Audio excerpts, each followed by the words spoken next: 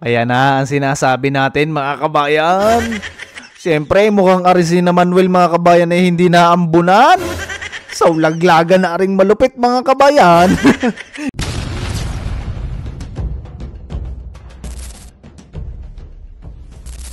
Oh, what's up sa inyo mga kabayan? Aba kanina ay na-upload natin mga kabayan yung patungkol sa nangyaring panggigisa mga kabayan itong mga crocs mga kabayan na congressman. Grabe nilang ginisa mga kabayan si Kernel Grijaldo, no? At sinabihan pa na matapang lang daw si Kernel Grijaldo dahil may mga kakampi. Sabi mga ganon mga kabayan ni Barbers. At pangalawang mga kabayan, abay sabi magtawag pa. Aba ay kita mo, napakatapang ni Barbers mga kabayan at nitong kanyang mga kasamahan. Ay pinakikita doon mga kabayan, no? Ano kayang motibo nila mga kabayan at bakit nila pinakikita yung video na kung saan ay pumasok si Kernel Grijaldo, si Boy Dila mga kabayan, si Mr. Boy Google, diba? Pumasok at saka yung dalawang attorney. Ano kaya mga kabayang dahilan, no? Bakit kaya nila pinakikita yung videos na yon? Ano? Ay parang pinapatotohanan lang din doon mga kabayan sa sinumpaang salaysay ni Kernel Grijaldo na totoong may nangyari mga kabayan na usapan. Hindi nila pwedeng i-deny mga kabayan at hindi pwedeng sabihin, no? Na wala silang mga ganong ipinangako na maaring gawin pang general mga kabayan si Kernel Grijaldo. Diba yan yung napag-usapan mga kabayan sa Senate, no? Pero syempre, ay bigyan ko lang kayo ng kaunting idea dun sa na-upload natin. Kung hindi nyo pa mga kabayan napanood dyan, ay ilalagay ko na lang yung link, no? Sa description mga kabayan. At syempre, ito mga kabayan, alam ninyo, napakatindi ng nangyayaring yung mga padali na yan mga kabayan sa sinasabing ni PRRD, no? Na walang mga pirma, no? Mga blanco dyan sa BICAM. Ang sinasabi ng mga magagaling nating mainstream media ay ano daw, yung sa ano ba yon? Sa GAA mga kabayan. Yan yung binabalita nilang totoo mga kabayan. Alam niyo napapagtanto ko, no? Hindi ko alam mga kabayan kung napapansin niyo rin, no? Ngayon mga kabayan ay 'di ba mainit nga yung walang perma na yan sa BICAM, no? Yan ay binubusisi mga kabayan ng ilan nating mga kasamahan na vloggers din, no? At saka yung mga political analyst mga kabayan at ang iba pa, no, na mga nakakaintindi pagdating diyan sa BICAM na yan, sa mga pagpapasa ng budget, no, or pagpapasa ng batas na hindi kumpleto, no mga kabayan. Napansin niyo, 'di ba mainit, no? At tagilid mga kabayan si Bungit pinalalabas ng mga mainstream media na yung mga gaa-gaa na yan na which is hindi naman yan yung mga pinagsasabi ni PRRD at saka ni Congressman Grijaldo. Kita nyo mga kabayan, biglang uminit, no? Yung war on drugs na naman mga kabayan dyan sa sa farm bill ni Ted Pailon mga kabayan. Parang gusto nilang ilihis na naman mga kabayan ang mga Pilipino, no? About dito sa diyan sa pondo na yan mga kabayan na totoong minadali nila na matapos, no, at maipasa na kahit na marami mga kabayan sablay. Kaya nga may nabito mga kabayan tong ating napakagaling na si Bungit mga kabayan ibig sabihin lang mga kabayan talagang may sablay, no? At pinilit nila mga kabayan na maipasa or maisabatas yung budget for 2025, no? So syempre mga kabayan, bago natin na panoorin, no, itong panibagong nakalap natin dito mga kabayang impormasyon sa UNTV, no? Ay inanyayahan ko kayo na mag-subscribe syempre mga kabayan. Malaking tulong yan mga kabayan dito sa ating channel at syempre sa inyong ring lingkod mga kabayan, no? Na sa ganon ay mas masaya tayo dito mga kabayan at mas marami tayong nagsasama-sama, no mga kabayan. Napakalaking bagay nito at sana mga kabayan, yung sa PDP, no, wag niyong kakalimutan mga kabayan ang lahat ng lineup. Nang sa ganun mawala na mga kabayan yung mga nandyan tulonggi sa gobyerno natin. So anyway mga kabayan, panoorin nga natin itong balita na to ng UNTV kasi dito marami tayong matututunan mga kabayan. Magandang gabi Asher. Ano ba ang reaksyon ng mga senador kaugnay sa umano'y mga blanco sa BICAM report para sa 2025 budget? Magandang gabi naman, June. Kung may blanco ay hindi mababalanse. Ito ang binigyan diin ni Senador Sherwin Gatchalian kaugnay ng umano'y mga blank. Hops. Ito dun sa blanco mga kabayan, dun sa bycam na yun mga kabayan. Itong si Senator Erwin Gatchalian, isa sa mga nakapirma mga kabayan, kasama yung pirma niya doon sa blankong ipinakita ni Congressman Ungab mga kabayan. Tuloy. Items sa Bicameral Conference Committee report para sa 2025 General Appropriations Act. Ayon kay Senador Gatchalian, hindi maaring may blanco sa Bicam report dahil kung hindi ay hindi rin magbabalanse ang budget. Naniniwala rin ang mambabatas na hindi pipirma ang chairman sa Bicam kung may blanco dito. Isa si Gatchalian sa miyembro ng Bicam at pumirma sa Bicam report. Ngunit paliwanag nito, depende sa pumipirma kung gusto nitong lagdaan ang bawat pahina ng naturang dokumento. So ako, ang binibigay sa akin yung front page, yung detalye, tapos yung special provisions, makapal kasing special provisions. So may staff rin ako na nagre-review lahat. Sinabi rin ng senador na nire-review o nire-repaso ng isa nilang team ang mga papeles na pinipirmahan niya. Ito lang mga kabayan kung nire-repaso nila mga kabayan, itong mga tag dito, yan, nawala tayo mga kabayan. Kung talagang totoo mga kabayan na nire-repaso nila to, ay bakit mga kabayan, merong kopya ng galing dyan sa Bicam, no? Itong kopya na to, soft copy, no? Na blanco, na nakapirma sila mga kabayan. Kung totoong nire-repaso yung mga dokumento na yan. Ay, nako. Sa akin and my team, wala kami nakitang blanco. Kasi dapat balanse, yun ang tinitignan namin parati. So, I have a whole team na tinitignan yung budget bago ko nagpipirma. Wala mga kabayan yan ang sabi no ni Senator Erwin Gatchalian. Sa palagay ninyo mga kabayan, ano ang palagay ninyo dito sa pahayag na to ni Senator Erwin Gatchalian? Sa palagay ninyo mga kabayan, aamin ba mga kabayan? Aamin ba ang mga sangkot diyan sa Bicam na yan na pumirma, no? Kahit blanco? Kita niyo mga kabayan, may pirma pero blanco. Ay sino mga kabayang niloloko ng mga are? Hindi tayo na naman, di ba? Sinabi naman ni Senador Joel Villanueva, ang pinirmahan niya ay ang full Bicameral Conference Committee report kung saan nandoon lahat at may mga item anya siyang nakita ngunit hindi blanco. May mga item naman mga kabayan na hindi naman talaga blanco. Pero may mga item din na blanco. Yun yung nakalagay doon mga kabayan. Hindi ko nakita whatsoever. No? Wala akong sa gana ng aking pagkakaalam, wala akong nakita. Lalo na when we were signing it, I was concerned of the Senate reports. As I mentioned earlier, there are about 235,000 items. So, may mga lump sum pa rin. At para sa akin, since time immemorial, I've been calling to break it down para mas makita natin.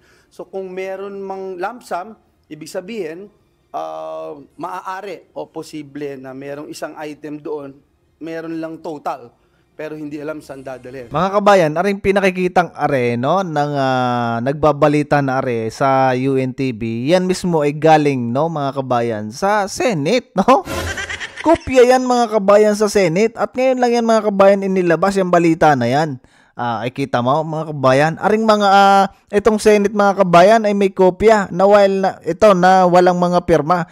Bakit itong mga senador mga kabayan na ito na miyembro diyan sa ginawang Bicam na yan ay meron daw mga naka-indicate na mga number diyan mga kabayan, mga numero. Abay, sino mga kabayan? Nasaan yung papel na yon at bakit yun ay mayroong mga yan kompleto, walang blanco? Nasaan yun mga kabayan? Kasi nakuha nitong reporter na to, ito mga blanco. Ay lalo pa ngayon mga kabayan na mainit ang usapin na yan pagdating sa budget na yan na dumaan dyan sa Bicam na yan, diba? O bakit ang binigay ng mga kabayan na kopya ay itong blanco din? Nako, tapos tayo. Baka naman mga kabayan, wala talagang mayroong perma. Ngunit para kay Senador Villanueva, kung kukwestiyonin ang pagkakaayon nito sa saligang batas, hindi dapat anya ang BICAM report, kundi ang batas na naipasa para rito o ang 2025 GAA. Sa isang panayam, sinabi naman ni Senador Risa Hontiveros na hindi ito makapaniwala na magpapasa ng anumang budget ang Kongreso na may blanco. Taon-taon anya ay tinatapos ng Kongreso ang trabaho nito para magpasa ng budget. Ngunit sa palagay ni Hontiveros ay natapos nila ang kanilang trabaho kaya hindi ito naniniwala sa sinasabi ni Duterte. Bumuelta naman si Davao City 3rd District Representative Isidro Ungab sa pahayag ni Pangulong Ferdinand Marcos Jr.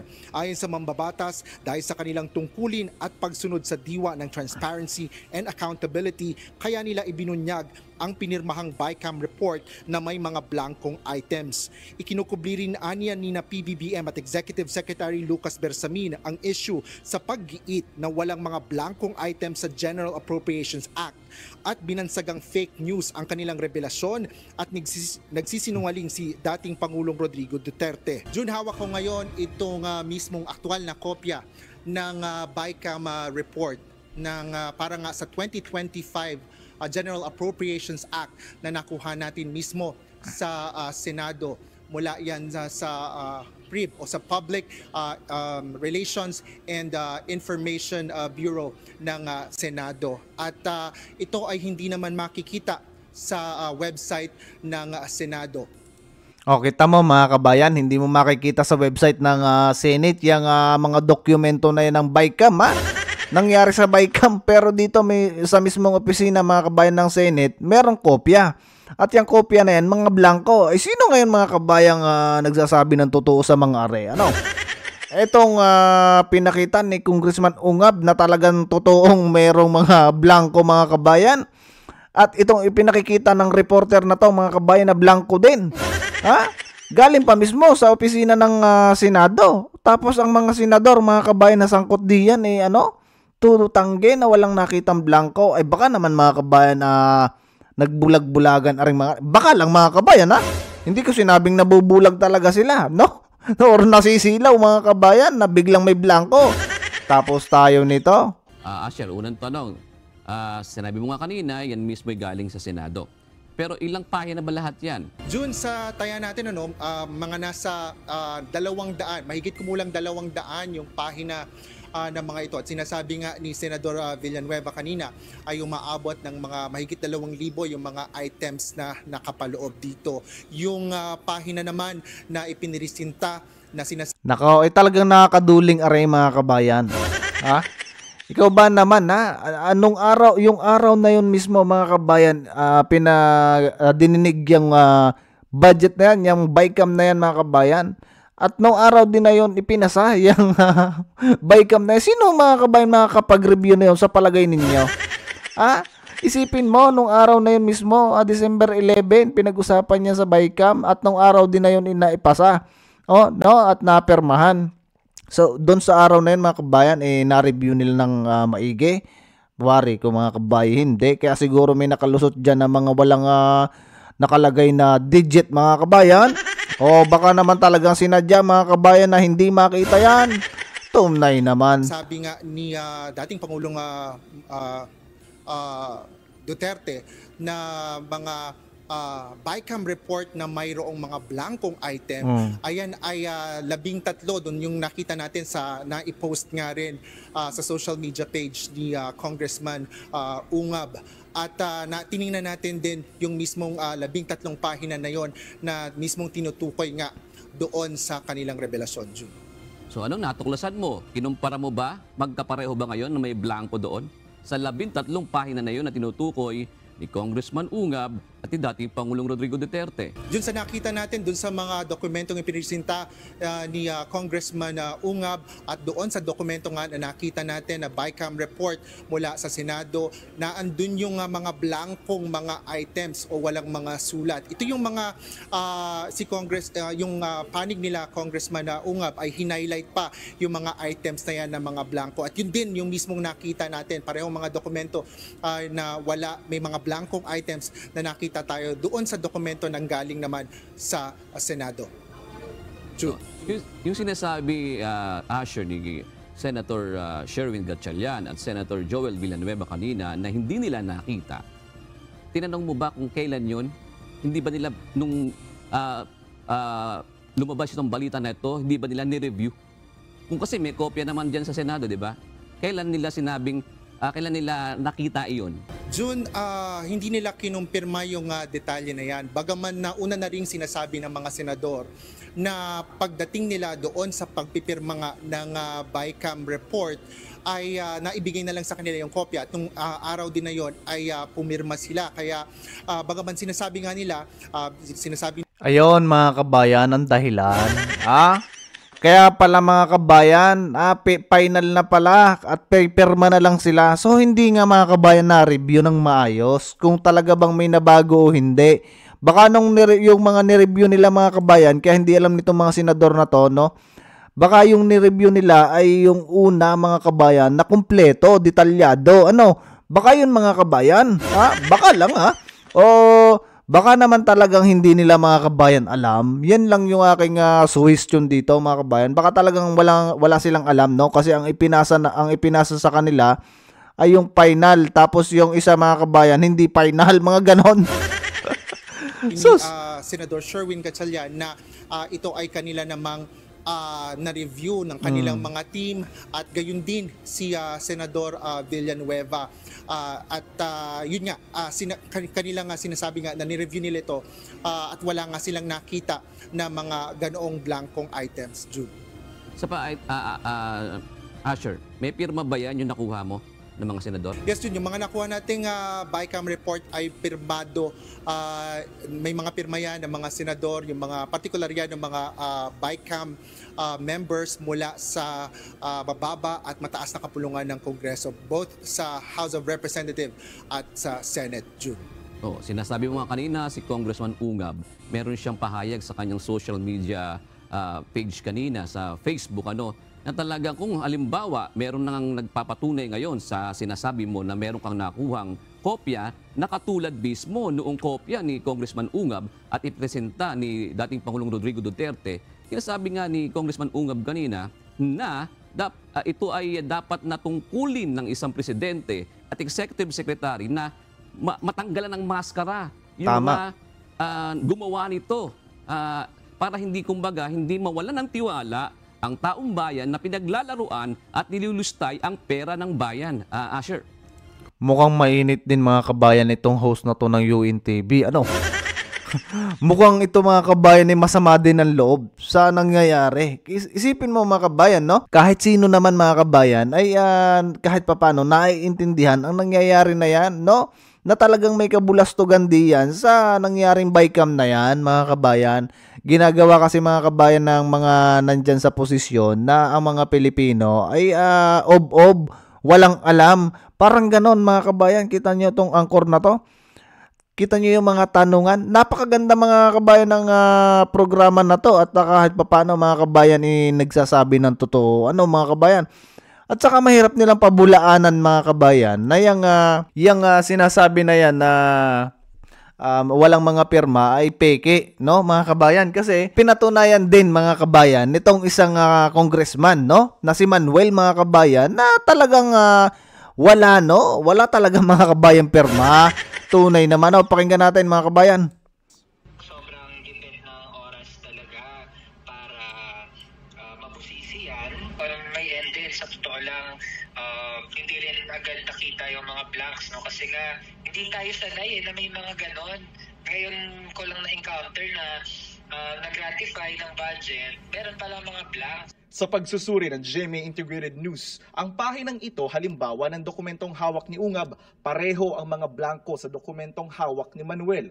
Pero kapuna-puna na mas marami ang mga nakapirma sa dokumentong mula kay Manuel at iba ang pwesto ng ilan sa mga ito. Ayan na ang sinasabi natin mga kabayan. Siyempre mukhang arisin na Manuel mga kabayan ay hindi naambunan. So, laglagan na ring malupit mga kabayan. Kita nyo mga kabayan, itong mga tropa na to. Itong kay Manuel, si Brosa, sino pa? yung matanda mga kabayan na congressman, si ano ba yan, si Castro mga kabayan, kita nyo? Hindi na mga kabayan sumusunod sa alituntunin nila dito kay Tamba at saka dito kay Bongit. Kumakalaban na sila mga kabayan. Yan ang problema ngayon. Hindi na makontrol mga kabayan aring mga makakaliwa na are. Kinakalaban na ang gobyerno mga kabayan. At ito, hindi alaglag na. Kita nyo, soft copy kasi mga kabayan. Itong pinapakita na to ni Manuel. No? Sinusubukan ng GMA Integrated News na makakuha ng opisyal na kopya ng BICAM report mula sa Kamara. Sa proseso ng pagpasa ng budget matapos ratipikahan ng BICAM report, ito ang magiging basihan ng General Appropriations Bill o GAA na isusumite sa Pangulo. Oras na pirmahan ito ng Pangulo para maisabatas, ito na ang tinatawag na GAA o General Appropriations Act. Ang tanong ni Manuel, kasama sa BICAM report na niratify ng Kamara ay yung mga blanks after ratification, saka bago pirmahan, sino yung nag-fill in the blanks? Yan mga kabayan, ang tanong natin, ha? Tanong ni Congressman Ungab, tanong ni PRRD mga kabayan at nung mga kasamahan nila doon, no? Sino ang nag-fill in the blanks mga kabayan? O kita ninyo ha, kahit si Manuel ha, bakit nga naman no, blanco at sino ang nag-fill in the blanks dyan? Nako mga kabayan, alam ninyo, ako'y minaamoy dito dyan sa nangyaring BICAM na yan. Maaring baka lang mga kabayan ha. Bakit si Saldico mga kabayan biglang umalis? Oh, bigla nilang tinanggal si Saldico. Ano? Alam siguro nila mga kabayan. Alam niyo na ha. O tuloy. Sumagot dyan. At ang pwede lang makasagot ang mga bahagi ng BICAM tsaka yung Pangulo. pati mismong kapatid ng Pangulo na si Senadora Amy Marcos sinabi noong Disyembre na hindi siya pumirma sa BICAM report dahil blankong papel daw ito. Sinisiguro ko sa taong bayan na hindi ako kailanman pumirma ng anumang papel hinggil sa budget ng 2025 o sa BICAM report na yan na nagsusulong na magbawas ng pera sa mga lehitimong proyekto. Paano ko naman pipirmahan ang blankong papel? Sinubukan Kita ninyo mga kabayan ha, nagkakalaglagan na po mga kabayan. Nagkakalaglagan na itong mga tulonggis na to. Tapos ngayon mga kabayan, si Romualdez at saka ring si Bungit mga kabayan, yung mga padali nila yan sa BICAM, for sure, no? May mga nanagot diyan mga kabayan kung sakaling magpapail ng case sa ombudsman at sa Supreme Court mga kabayan, itong si Congressman Ungab at saka itong si PRRD, sumama pa dyan mga kabayan yan si Manuel. Nako, nalinti ka na mga kabayan. Itong sinasabi natin, ba yung mga hula mga kabayan na hanggang taong ari na lang, ari si Bungit mamumuno, ay husay. At arin sina Barbers mga kabayan, isinisisi sa dating Pangulo ang pagdami daw ng pinagbabawal na gamot. Eh mga kabayan, 3 taon na nakalipas, no? Ang namumuno na ngayon sa PNP chief ay ang kanilang kagalang-galang na si Marbel. Away, sinisisi pa rin mga kabayan kay PRRD. Ano nga nakain na rin taong ari na si Barbers mga kabayan. At saka itong mga tropa niya, nakailang taon na mga kabayan nakakalipas at ang namumuno na ngayon si Bungit. At saka si Marbel. Bakit ang sisisihin si PRRD pa rin? Ay tulong gustong mga to mga kabayan. Kupal ka ba boss? So anyway mga kabayan, hanggang dito na lang muna ulit ang ating video. At marami pa tayong pag-uusapan dito mga kabayan. Siyempre, kung di pa kayo nakasubscribe at nakapanood ng ating mga video, ayan, bisitahin niyo yung ating mga video na in-upload dito at napakarami na mga kabayan. Inaanyayahan ko kayo na mag-like, mag-share mga kabayan at mag-comment na rin kayo sa ating mga napag-usapan. So anyway mga kabayan, see you sa susunod na video. Adios sa inyong lahat. Bye-bye.